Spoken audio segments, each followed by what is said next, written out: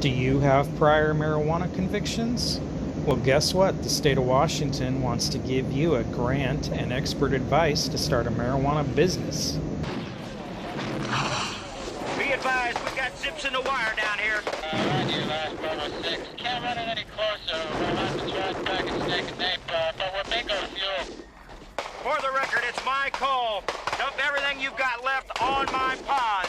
I say again, expend all remaining in my perimeter. Coming to you from behind the lines in Washington State, local and national talk, news, and opinions. This is the Behind the Line podcast.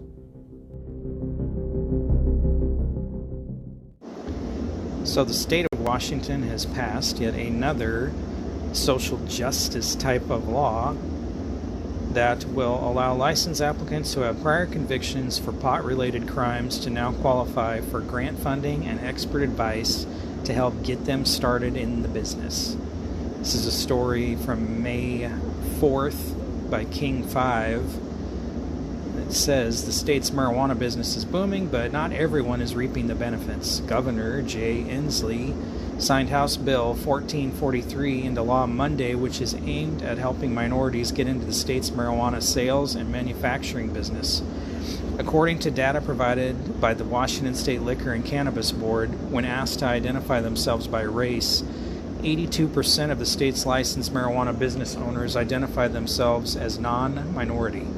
The data shows 7% of owners said they were Asian, 4% replied as multiracial, 3% said they were black, and 2% replied as Hispanic. The bill expands the state's task force on social equity in cannabis. There is a task force for that, which called for some of the changes in the law.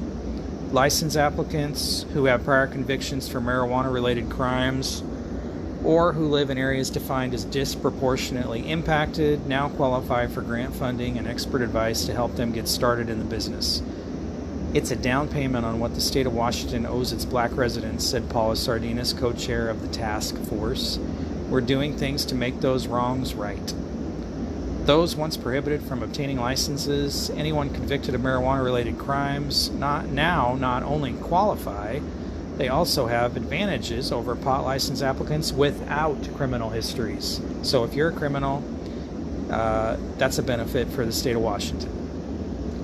Practicing equity in the cannabis industry is extremely important for inclusivity in the state of Washington. Representative Melanie Morgan, Democrat, Pierce County, told House members early in the legislative session.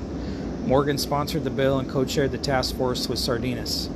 The marijuana industry generates more than $500 million for drug-related health, education, and enforcement programs every year, according to the Liquor and Cannabis Board. Well, it's interesting, but I guess if you were a drug dealer at any point, then you are probably qualified to sell weed, right? And that's what they're looking for. It seems that in Washington, if you are a criminal, you have the advantage these days.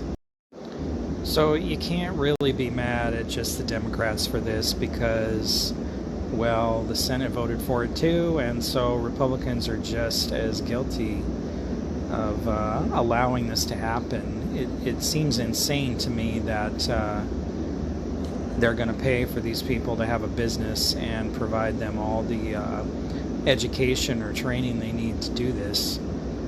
And then if you look through the bill itself,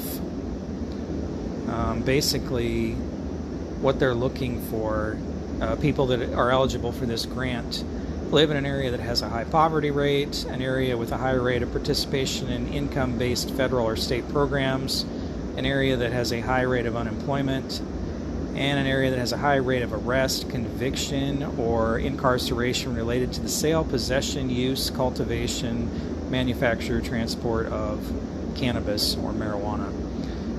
Also, this task force that's been established is looking at, or has, altered residential cannabis agricultural regulations.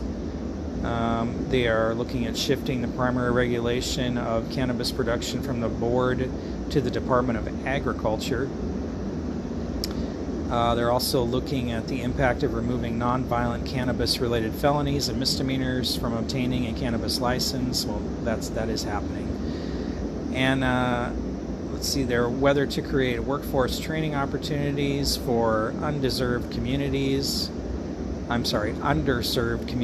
to increase employment opportunities in the cannabis industry, and the big one, the social equity impact of reducing or ending the funding directed to the Washington State Patrol Drug Enforcement Task Force and redirecting an equivalent amount to the Cannabis Social Equity Program. So, in effect, this is also defunding the police in a way. It's defunding the State Patrol's Drug Enforcement Task Force, which doesn't just enforce weed, obviously. That would be any kind of drug. And so you're just asking for more crime, more problems, defunding an important part of the police department, the State Patrol, and giving criminals an advantage over normal, hardworking people.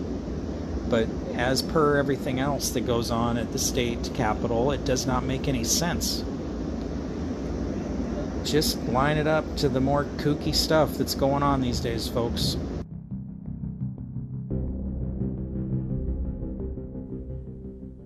Hey everyone, thanks for listening to the Behind the Line podcast. I hope you will subscribe to the channel so you can get regular updates. And if you're listening to this on YouTube, I hope you will also like it, share it, and subscribe on YouTube as well. You can find us on YouTube, Facebook, Anchor, Spreaker. We're on various other podcast platforms. And you can find me on LinkedIn under John Washington. Again, thank you for listening. We appreciate your support.